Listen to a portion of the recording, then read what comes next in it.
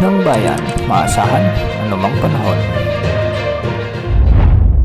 Magandang araw po sa ating lahat. Narito na ang pinakahuling update sa binabantayan nating bagyong Opong at sa magiging lagay ng ating panahon sa araw na ito at sa mga susunod na araw. Patuloy na lumalapit sa kalupaan ng Eastern Visayas ang bagyong Opong at ngayon ay hulitong namataan sa layong 195 km silangan hilagang silangan ng Giwan Eastern Samar o di naman ay 225 km silangan ng Borongan City sa may Eastern Samar. Taglay pa rin nito ang lakas ng hangin na umaabot sa 110 km per hour malapit sa gitna at pagbugsong umaabot sa 135 km per hour. Kumikilos ito ngayon ng pakanluran sa bilis na 15 km per hour. Ayon sa pag-asa, posibleng tumama na o dumaplis ang sentro ng bagyong Opong sa bahagi ng Eastern Visayas ngayong gabi o mamayang madaling araw at inaasahan na ang masungit na panahon lalo na sa bahagi ng Northern Samar at ilang bahagi pa ng mga madadaanan ng bagyo sa Bicol Region at sa ilang bahagi pa ng Southern Luzon.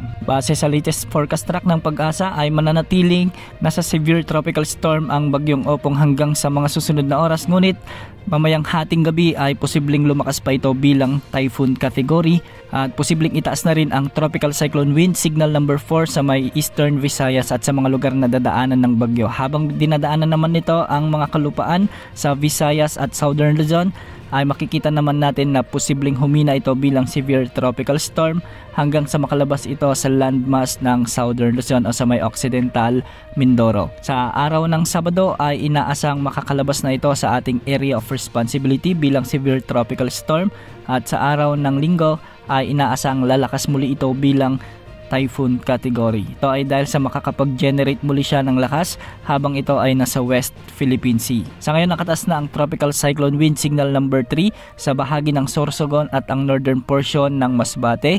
Sa Luzon at sa Visayas naman nakataas rin ang signal number 3 sa Northern Samar, ang northern portion ng Eastern Samar at ang northern portion ng Samar Province. Samantala nakataas naman ang tropical cyclone wind signal number 2 sa eastern portion ng Batangas, ang southern portion ng Quezon Province, signal number 2 din sa may Camarines Norte, Camarines Sur, Catanduanes at ang nalalabing bahagi ng Marinduque. Signal number 2 din sa may Romblon, Oriental Mindoro, ang central portion ng Eastern Samar, ang central portion ng Samar Province sa may Biliran at ang northwestern portion ng Leyte. Kasali na rin ang nalalabing bahagi ng Masbate. Signal number 1 naman ang nakataas ngayon sa may central at southern portions ng Isabela. Nakataas din ang tropical cyclone wind signal number 1 sa may Quirino, Nueva Vizcaya, Ifugao, ang southwestern portion ng Mountain Province sa may Benguet, ang southern portion ng Ilocos Sur, La Union, Pangasinan, Aurora, Nueva Ecija, Tarlac, Zambales, Bataan, Pampanga, Bulacan, Metro Manila, Rizal, Cavite, ang nalalabing bahagi ng Batangas, Laguna, ang nalalabing bahagi ng Quezon Province, Occidental Mindoro, Cuyo Islands at Calamian Islands. Signal number 1 din ang nakataas sa nalalabing bahagi ng Samar Province. Sa may Southern Leyte, ang northern portion ng Cebu, kasama na ang Camotes Islands at Bantayan Islands, ang northern portion ng Negros Occidental, ang northern portion ng Iloilo, sa may Capiz, Aklan at ang northern portion ng Antique. Signal number 1 din sa may Siargao Island, kasama na ang Bukas Grande Island at Dinagat Islands. Ang mga lugar na nasa kataas ang tropical cyclone wind signals ay makakaranas na ng mga pag-ulan at pagbugso ng hangin na dala ng bagyong Opong. At ngayong araw nga para naman sa lagay ng ating panahon, dahil sa bagyong Opong ay makakaranas na ng mabagyong mapanahon o masungit na panahon ang Bicol Region, Northern Samar, Eastern Samar, Samar Province, Biliran, Marinduque, Romblon at Quezon Province at posible ang banta ng mga pagbaha at pagguho ng lupa. Samantala may mga pag-ulan na rin at pagbugso ng hangin dulot ng bagyong Opong sa Metro Manila, Central Luzon, ang nalalabing bahagi ng Calabarzon, Isabela, Quirino, Nueva Vizcaya, Mountain Province, Ifugao, Benguet, Ilocos Sur, La Union, Pangasinan, Oriental Mindoro, Occidental Mindoro, Aklan, Capiz, Antique, Iloilo, Negros Occidental, sa may Cebu, Leyte, Southern Leyte at Dinagat Islands.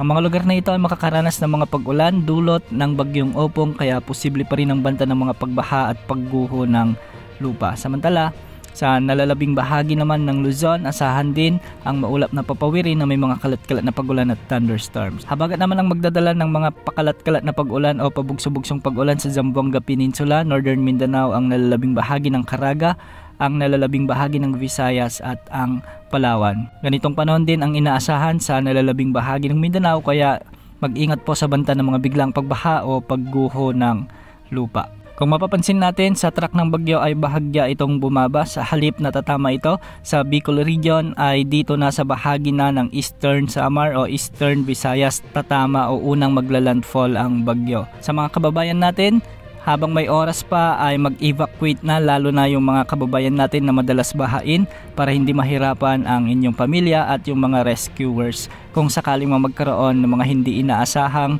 pangyayari. Antabayan na ng mga susunod na update sa bagyong Opong sa mga susunod na oras. Yan mo lang latest sa lagi ng panahon. Ito po ang weather update ng bayan, maaasahan anumang panahon.